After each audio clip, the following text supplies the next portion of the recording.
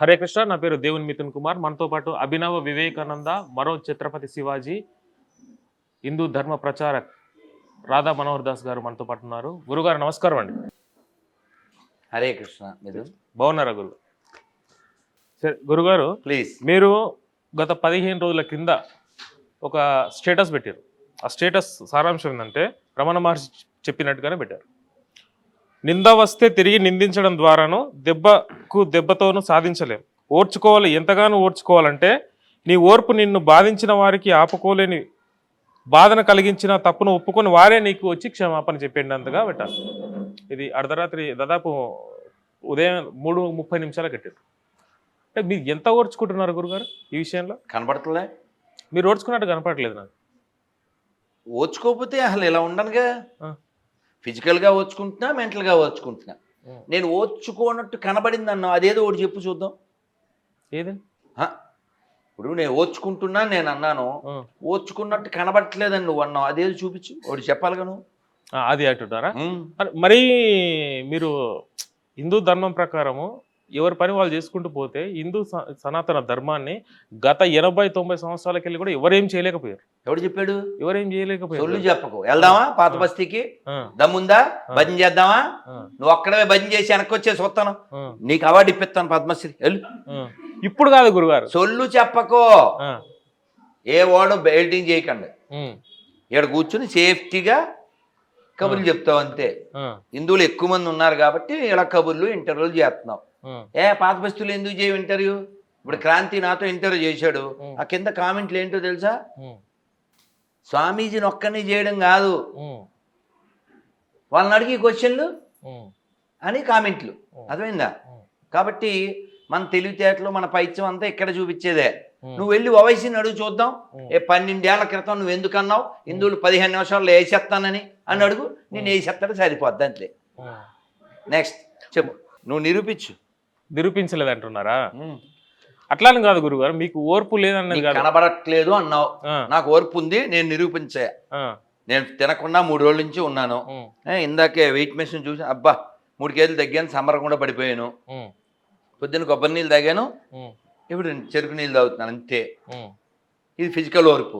Mental ఓర్పు ఏంటి? నన్ను ఎన్ని తిట్టినా వాడిని తిట్టను నేను.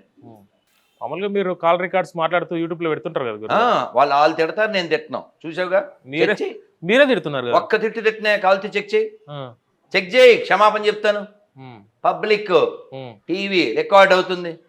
ఓపెన్ ఛాలెంజ్ బోల్సార్లు చెప్పా. ఎవరినన్నా నేను వ్యక్తిగతంగా దూషిస్తే క్షమాపణ చెప్తాను. వాళ్ళని తిట్టనే, వాడు నన్ను తిట్టాడు, ఎందుకు తిట్టాడు, కారణం ఏంటి, దాన్ని తిడతాను నేను. సరే, ఓకే గురుగారు, మీకు సహనం ఉందని నేను ఒప్పుకుంటున్నా, సహనం ఓర్పు ఉందని నేను ఒప్పుకుంటున్నా. నువ్వు ఒప్పుకపోయినా ఉంది గురుగారు. మతం మారినంత మాత్రాన, పూజించే దేవుని మార్చినంత మాత్రాన మన కోరికలు ఏమైనా తీరుతాయి? ఏం తీరవు. నీ కర్మ అనేది ఉంటది. కర్మ సిద్ధాంతం. దేవుడు లేడని చెప్పు, నీకు జరుగుద్ది. దేవుడు ఉన్నాడని చెప్పినా జరుగుద్ది. దేవుడు లేడని చెప్పు, నువ్వు చచ్చిపోతావు. దేవుడు ఉన్నాడని చెప్పినా చచ్చిపోతావు. ఇంకో క్వశ్చన్ గురుగారు, మీరు బలవంత మత మార్పిళ్లకు వ్యతిరేకమా, అసలు మతం మారడానికి వ్యతిరేకం? ఎందుకు మారాలి చెప్పు, నేను కూడా మారతాను. అదిగో అదేదిరా పాంప్లెట్ ఏది ఇచ్చాడా? ఇచ్చాడు. నన్ను మతం మార్చండి అది కాదు, ఈయనకి ఇవ్వలేదా? ఎవరెవరికి ఇచ్చావు? గొర్రె పేపర్ అది ఏమన్నా నీ దగ్గర తెల్లది చూడు, పైన ఏం రాశాను చదువు, నన్ను నీకు అర్థం అవుద్ది.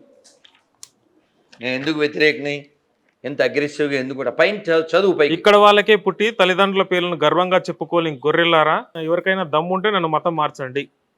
ఆ కింద 26 క్వశ్చన్లు ఉంటాయి, అందులో 13 చెప్తే నేను మతం మారతా అని చెప్పి సంవత్సరం అయింది, ఎవరు రాలే. మీ దగ్గర ఈ విషయం మీద ఎవరైనా డిబేట్కి వస్తే చేయడానికి సిద్ధంగా ఉన్నారా? ఆ పక్కనోడు క్రిస్టియన్ అయి ఉండాలి. ఆ క్రిస్టియన్ ఉంటారు అంటే, క్రిస్టియన్ అంటే అయిపోయింది సినిమా. క్రిస్టియన్ అంటే అన్నాడు అక్కడ, అయిపోయింది సినిమా. చెప్పు. కన్వర్టెడ్ ఉంటాడు. చెప్పు. కన్వర్టెడ్ ఉంటాడు. నేను చెప్పేది 50-50 వాళ్ళతో నేను చేయను.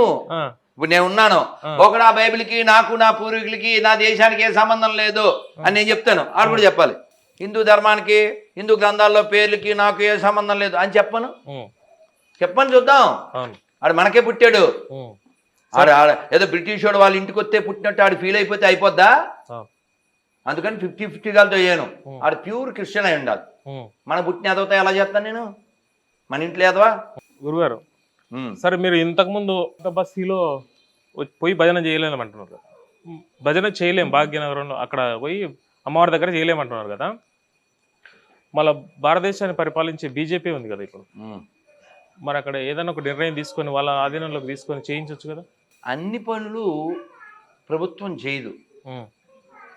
ప్రభుత్వం ప్రజాభిష్టాన్ని బట్టి మారుతుంది.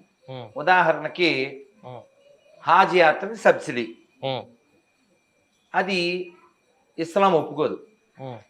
హాజ్ యాత్రకి వాడి కష్టార్జితంతోనే వెళ్ళాలి. కాబట్టి ఎవరైనా ముస్లిం ఫోన్ చేయమంటే చేస్తా. కానీ 100 కోట్లు హాజ్ సబ్సిడీకి వెళ్తుంటాయి. ఎందుకు వెళ్తాయి? గవర్నమెంట్లు ఏదైతే మన పరిపాలించినాయో అవన్నీ లిక్కింగ్ ప్రోగ్రామ్ చేయడం వలన గత 50-60 ఏండ్లుగా వాళ్ళని ప్లీజ్ చేసుకుని ఆ ఓట్ల కోసం ఈ ట్యాక్సుల డబ్బులు, దేవాలయాల డబ్బులు అన్నీ అలా యాత్రలకు ఇచ్చారు. అలాగే కొన్నాళ్ళ తర్వాత జెరూసలేం సబ్సిడీ. అసలు ఈ దేశానికి సంబంధం లేని మతాలు, ఈ దేశ నాశనాన్ని కోరుకునే మతాలు, విగ్రహారాధన చేసే వాళ్ళని చంపేమని చెప్పే మతాలు, వాళ్ళకి విగ్రహారాధన చేస్తే వచ్చే డబ్బులతో సబ్సిడీలు. అంటే ఇక్కడ చవట్లు ఎవరు? గుళ్ళో నోట్లు వేసేవాడు, వాళ్ళకు ఓట్లు వేసేవాడు. అన్ని మతాల సమానం అనేవాడు నెంబర్ 1 చవట. సో గవర్నమెంట్ ఏదైనా డిసిషన్ దేని వల్ల తీసుకుంటుంది? తనకున్న బలం ద్వారా తీసుకుంటుంది. అవునా? ఇప్పుడు మైక్, ఇక్కడ మైక్ ఉందా అండి గుడి మీద? విన్నారా? ఆన్సర్ విన్నారా? మన వాళ్ళే తీసేశారు. ఎందుకు తీసేశారు? విన్నారా? డిస్టర్బెన్స్. అది లత్కోర్ గాళ్ళు. మీనింగ్ నాకు తెలియదు. లత్కోర్ అంటే ట్రాన్స్లేషన్ చేయండి ఎవడైనా.